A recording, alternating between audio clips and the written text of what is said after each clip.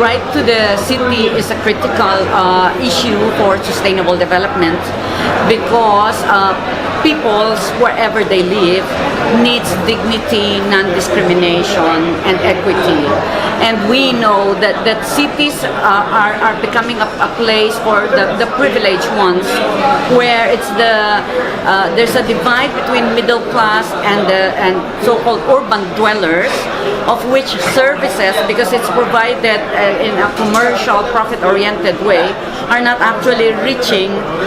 those that are less privileged, when in fact it should not be seen as a privilege but as a right of whoever is living in the city to have basic social services, including employment, education, access to water, housing. And particularly for indigenous peoples, they are also entitled to specific measures that address their particular condition, including in the issue of human settlement, on the issue of education, like having access to bilingual education, so that their language will continue to prosper and it will not be alienating for their children.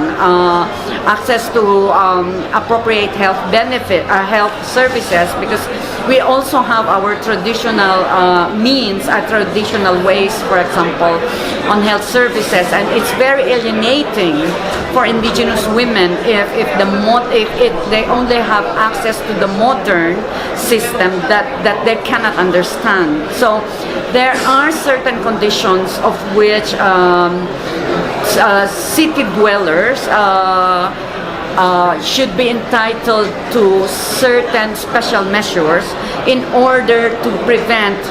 their marginalization or further discrimination in that context. But the overall framework of the sustainable development, which is leaving no one behind and realization of human rights for all, should apply for those living in the cities, and that should be the main guide on how we look at the rights for the cities.